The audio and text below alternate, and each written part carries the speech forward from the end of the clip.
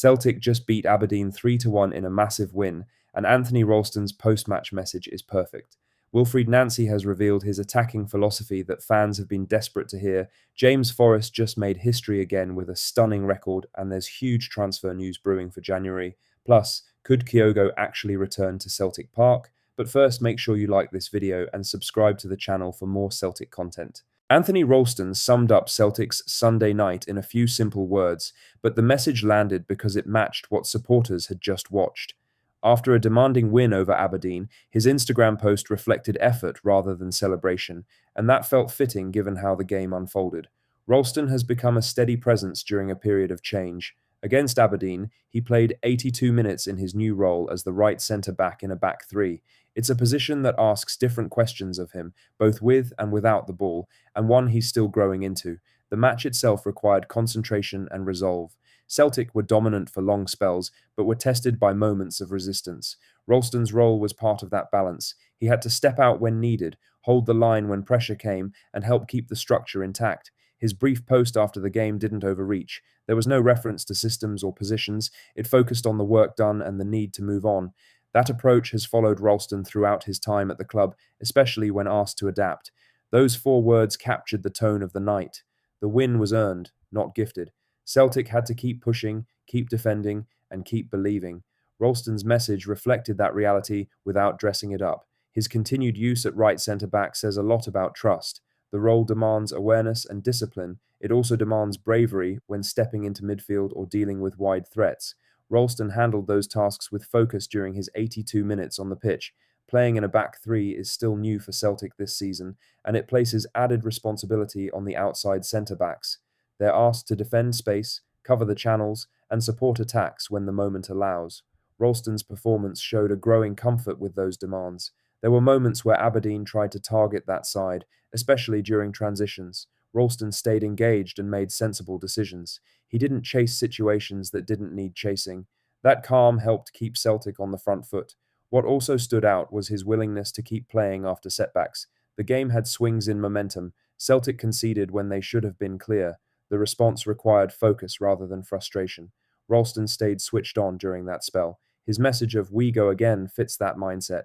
It speaks to momentum rather than reflection. There was no sense of dwelling on the difficulties or the relief of the final whistle.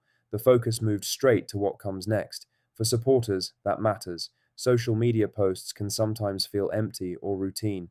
This one felt honest. It matched the performance and the mood. Now for the main story, as Wilfried Nancy delivered a message after the Aberdeen win that Celtic supporters have been waiting to hear.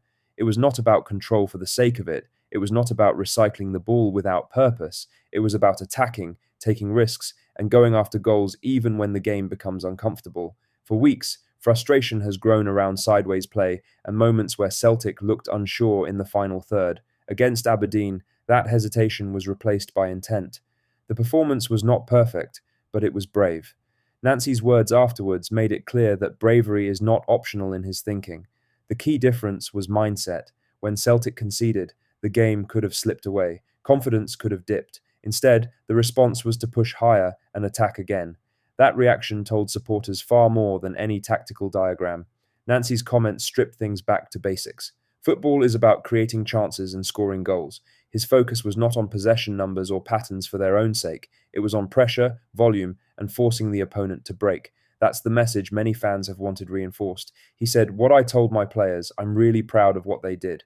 Obviously, we had so many chances and there could have been many, many goals. Suddenly, against 10 men, you concede a goal like this. I think we could have been down, but they didn't do it. They kept attacking, attack, with waves, waves, and waves. I think that the 2 goals that we scored is the reward of the grit and the resilience that they showed." Knowing the fact that obviously we lost so many games and they were able to come back and to be shown, this is something that I really enjoyed to see. Those words cut straight to the heart of what supporters want to see from Celtic. Attack should be the response to difficulty, not caution. When momentum turns, the answer should be pressure, not retreat. Against Aberdeen, that's what happened. The emphasis on chances matters. Nancy didn't talk about tidy build-up or safe circulation. He talked about goals that could have been scored. That shift in language reflects a shift in intent.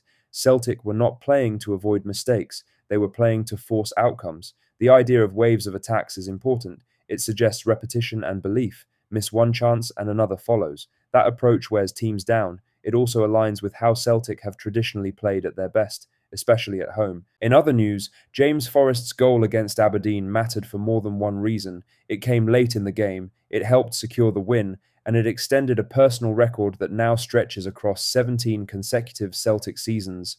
Yet the winger's own focus stayed firmly on the team, rather than the milestone. The timing of the goal added weight to it.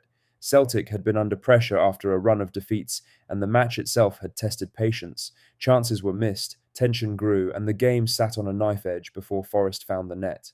In that moment, the goal felt like release as much as reward. Forrest has been in these moments before. His career at Celtic has spanned success, setbacks, and constant expectation. That experience showed in how he spoke afterwards. There was no celebration of records, no sense of self-importance. His comments were calm and grounded. Supporters recognized that tone straight away. Forrest's relationship with the club has always been built on contribution rather than noise. His goal against Aberdeen fit that pattern. It arrived when it was needed, and it helped shift the mood around the team. He said, "I don't really think about records, it's an added bonus of playing with such a great club for so long." In other news, Wilfried Nancy has begun to outline how Celtic will approach the January transfer window, with the new manager making it clear that decisions will come from close assessment rather than quick fixes. His comments suggest a process-led approach, shaped by what he's seen since arriving at the club. Celtic's recent performances have highlighted both promise and limits. Nancy's 3-4-2-1 system has helped the side create chances at will, often dominating territory and stretching opponents. What has been missing at times is quality in key moments, particularly when games tighten and margins shrink. That gap has fed into wider discussion around the squad and how it's been built. Celtic have carried a heavy load through the season, and the lack of depth in certain areas has been exposed. January now arrives as a point where that reality can be addressed. Lastly, talk of a possible Kyogo Furuhashi return to Celtic has been circulating for weeks, growing louder as January edges closer. The discussion has not been driven by a single report or sudden link, but by a steady sense that his situation and Celtic's needs might yet cross again. Kyogo's struggles away from Celtic have played a major part in that conversation. His form has dipped, his minutes have been limited, and confidence appears low.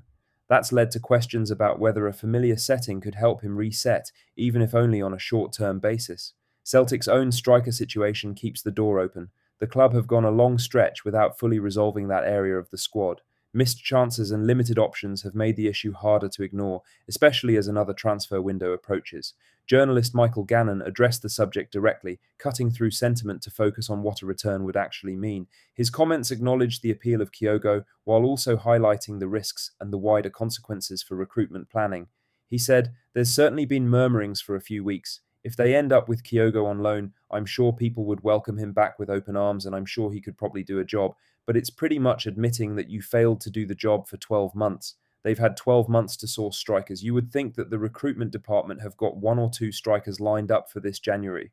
He's not had a good 12 months, really, since kind of leaving. He didn't do well in France. He hasn't done well in Birmingham." Those comments explain why the debate around Kyogo continues to surface. Supporters remember what he brought to the side and how effective he was in his best spell. That history makes any link difficult to dismiss, even when the present form raises doubts.